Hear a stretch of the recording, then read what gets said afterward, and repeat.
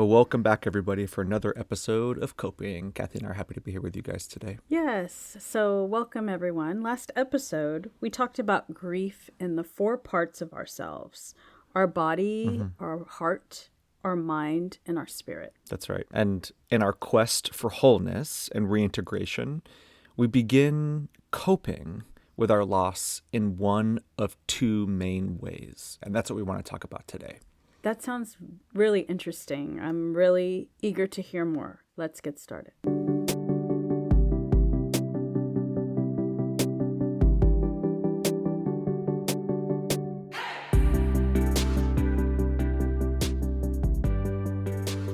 So you mentioned that we often cope with our loss in one of two ways. Can you explain more? Yeah. So in my work with families and individuals at end of life, I have begun to realize that there's two main coping strategies when it comes to talking about our grief. There are two types of grievers. The first are the stuffers. The stuffers are those that hold their grief inside. Now, they do this for all sorts of reasons, but some of the reasons I've heard include it's too painful to talk about. I'm afraid if I start, I'm not going to be able to stop talking about it. In my culture, my family, my religion, expressing emotion is frowned upon. And of course, there's those social stigmas like men don't cry, or I'm trying to hold it all together and be strong for my family. See, the main obstacle for stuffers, their tendency is to internalize their loss through silence, hoping to digest their pain. In other words, if I hold in my pain, I can hold myself together. And of course, when it comes to grieving, this can be very counterproductive. That sounds exactly like me. I know that I always go inward when I'm dealing with anything, but when there's a loss, since my brain is in overdrive, trying to figure out how to cope and Right. find a way to move forward, I am, what you just said, attempting to digest my pain Right. and manage how- it, right? and That manage it. you're showing your strength through what you can handle. Sure.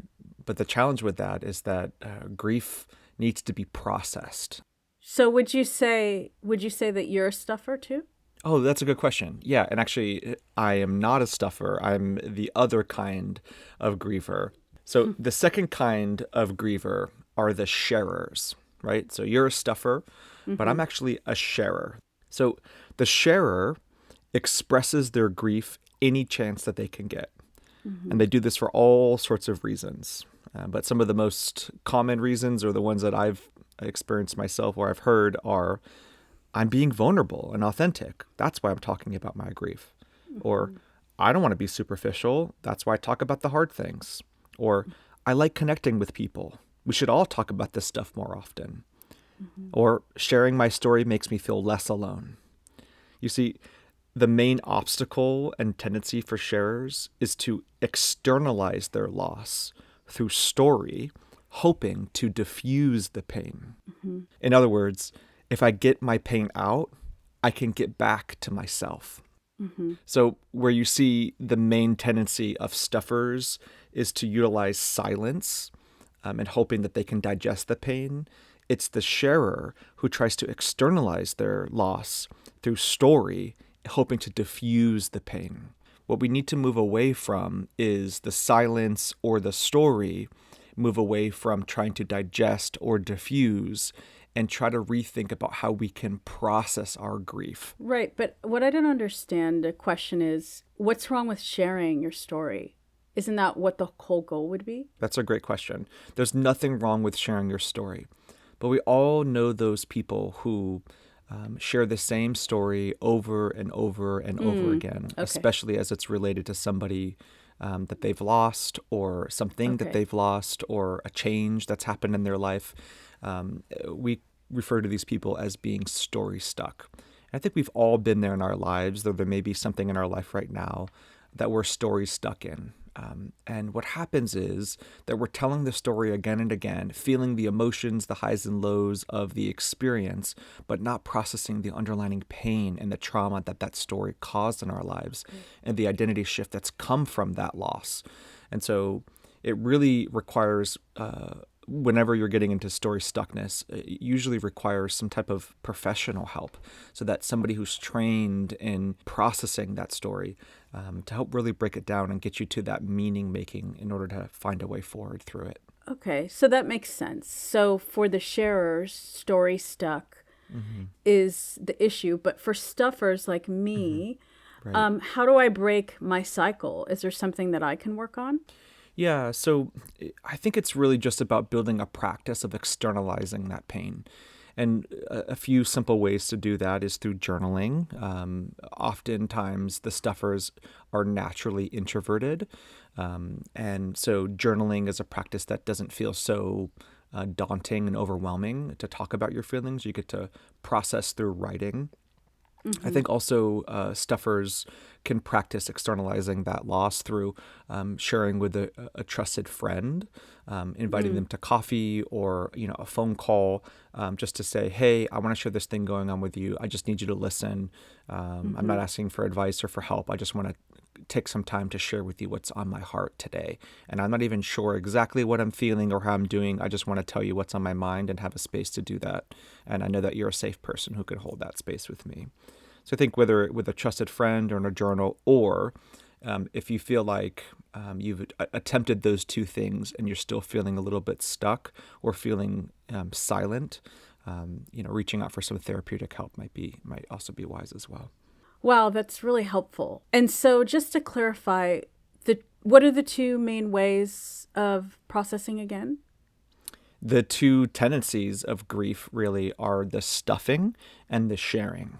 Is it a possibility to be a blend of both? Oh, absolutely. Yeah, this is actually one of the most common questions that we get when we include this in a grief workshop. There's times in your life that you may be stuffing. There may be other times in your life, other types of losses that you share.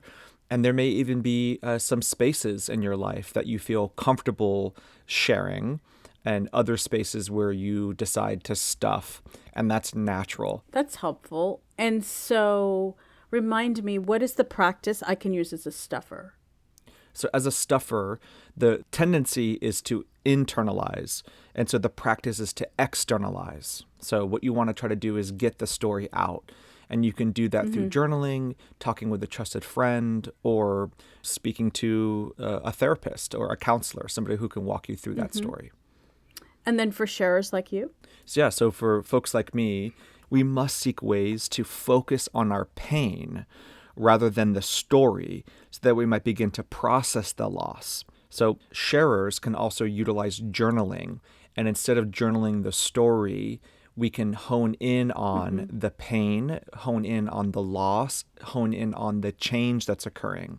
So what I recommend for sharers is to move away from narrative journaling and start doing bullet point journaling. And what I would like for sharers to do in their journaling is to use a list in order to identify the list of losses that have occurred. That's going to help us focus in on the pain behind the story rather than just the narrative that can keep us stuck. Yeah, exactly. It's going to actually help us feel less stuck. Because we're moving away from that story stuckness. Well, Kevin, this was all super, super helpful as we think about the ways that we process our grief. I'm wondering, as we end our conversation, if we could all just pause for a moment and ask themselves this question. Are you a stuffer? Are you a sharer? If you are a stuffer, what are you currently stuffing right now? If you are a sharer, what do you need to focus on to process this upcoming week? So whatever you may be coping with, blessings.